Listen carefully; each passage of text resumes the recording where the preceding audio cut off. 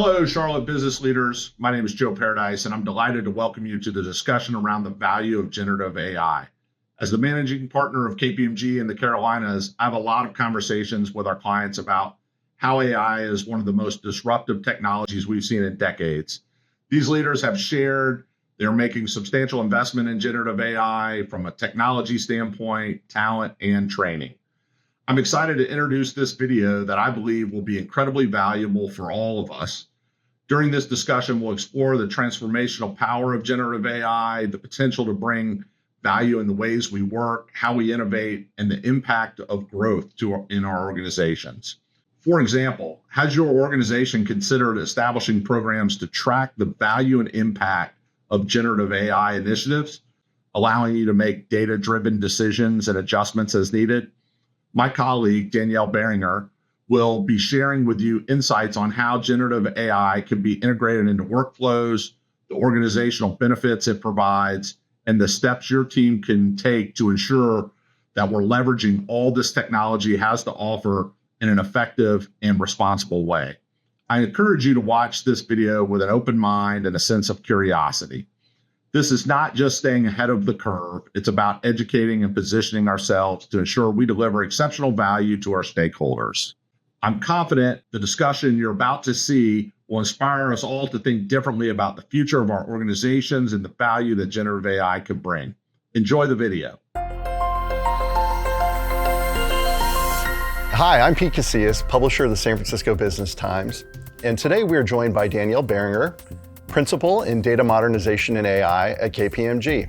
Welcome to our exclusive discussion, AI-Powered Business, Unlocking the Value of AI, a conversation presented by KPMG. Hi, Danielle. We're glad you could join us today. Thank you so much for having me. When you think about the evolution of technology, what makes Gen AI so transformational? This is a fundamental shift in how businesses operate. They're focused on integrating the new technology, developing their talent, and determining how they can implement responsible frameworks to support AI, ML, and Gen AI. It's a time like no other, but the time is now to make that investment and begin to look at opportunities. One of the most important things is a focus on value delivery. Is the pursuit for competitive advantage? Is it to support operational excellence? Meanwhile, organizations are spending a lot of time and energy on core transformation, like ERP projects, advancing technology for business value in specific business divisions. So I think one of the key things to think about is what is the cost of not taking action to move towards the implementation of AI as part of their cornerstone of how they run their business. And in your practice, how are you observing organizations actually unlock value with AI in these early stages? Sure. I think there are three primary patterns. The first is where there's an interest in using AI for very specific use cases. That's really important that upfront there be engagement from the business and IT, centered on data strategy, AI strategy, and their business strategy. So what is the value that can be done through specific use cases, and how can AI augment that? The second would be if they are in the middle of an existing transformation of any kind, how does the availability of generative AI support and advance better efficiency, insights, et cetera, within that transformation? And then lastly, metering and measuring the value that is delivered, right?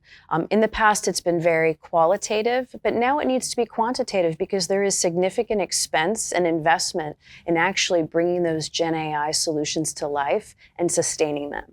In your conversations with business leaders, what challenges do organizations typically have as they contemplate incorporating an AI strategy? These are universal, the two that I'll mention.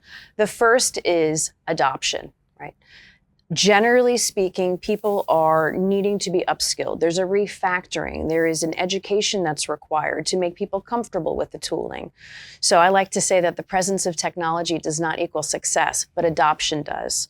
So having digitally fluent, empowered knowledge workers across the enterprise requires an investment in, digital upskilling, data literacy for deep context for data, and ensuring that there's a community and a mindset that becomes part of the DNA of the organization.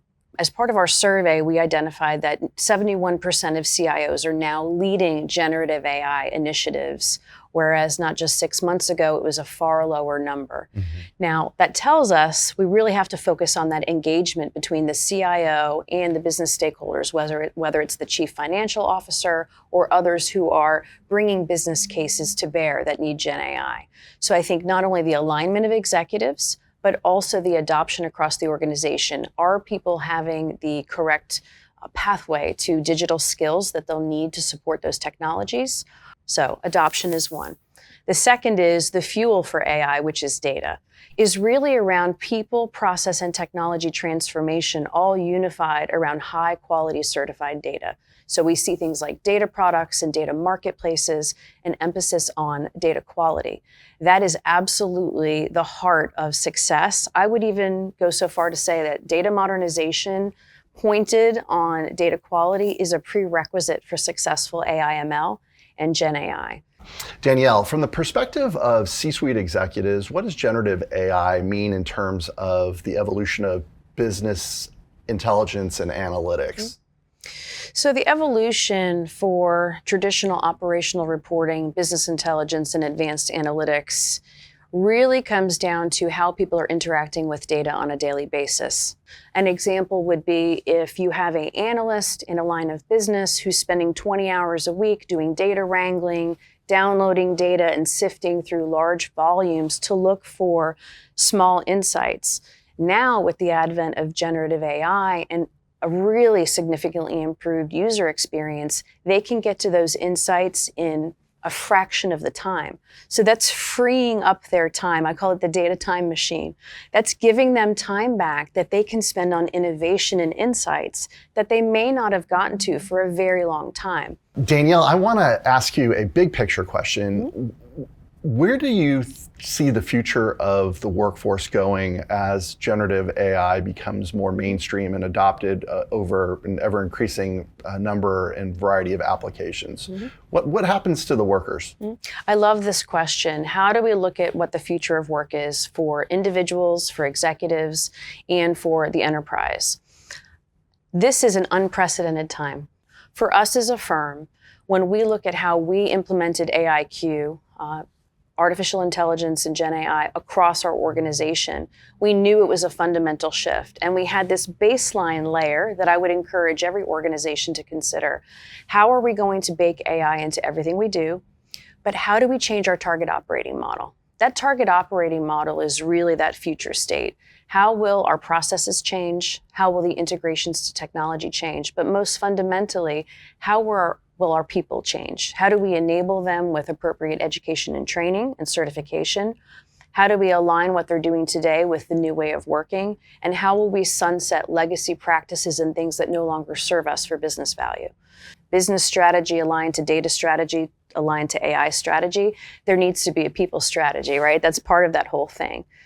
We generally observe that when people have the opportunity to advance in their technical skill and make their job function more automated, more efficient, and more insights-driven, they're happier. We see higher retention rates. People have career advancement and pathways that they didn't have before. So the future of work not only applies to the individual job function, but the overall operational efficiency of the entire enterprise. There is more metrics and KPIs that are critical to success. I think we see data and AI outcomes being part of regular reporting, and how people are performing, not just in the traditional way where they're looking at ROI or NPV, but they're actually looking at individual efficiency. Interestingly, from our recent AI Pulse survey, is adoption. 81% of leaders are now planning on placing generative AI usage into the performance appraisals of their workforce. So ensuring that the workforce has the digital skills and the data understanding to fully use and maximize generative AI will be extremely important now and in the future. So future of work is bright. We see organizations that are advancing with Gen AI quickly and really broadening the adoption as having significant competitive advantage. That's great. Perhaps broad question around how do you see the future of AI playing out here? Yeah, the future of AI has several dimensions. I think there is the foundational technology part, right? Infrastructure, AI ops, extending beyond, if you look at like cloud technology and the adoption of cloud modernization, I think that everything ops and observability of all of those operational things in that operational plane are extremely important. It does require scaffolding of humans and processes in order to support that. We have countless examples from clients when they did their cloud modernization of maybe not having their FinOps in order and long-running jobs, storage and compute being out of control and out of budget because they didn't have necessarily the organizational construct for watching what those cloud properties were doing. And touching on the operational part, touching on the human part, I do think this creative space that we now have as people become more efficient, the data time machine as I call it, we're creating space for people to do completely new things that could not physically be done before with the existing technology.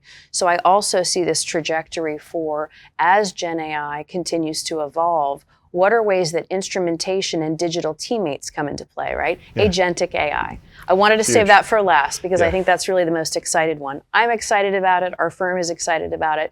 And we've done it very early because we see the opportunity for agentic AI and having a digital teammate to be this culmination of Gen AI really delivering value. When I speak with a lot of business leaders in our community in San Francisco, I think it's fair to say that some of them still feel that AI is a little bit scary. And what I mean by that is they're trying to contemplate what is the downside of creating a less humanistic way of doing business. How do you position AI through an ethical lens when you're confronted with those concerns or questions from your clients?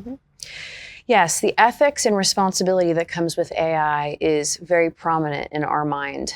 KPMG established our responsible AI framework years ago when we knew that this was essential for us to not only create a cornerstone or a foundation for AI, but be able to bring that to our clients. When we approach AI ML and Gen AI, there are things that are top of mind: privacy, security, ethics, data quality, and the way in which AI is provided to users.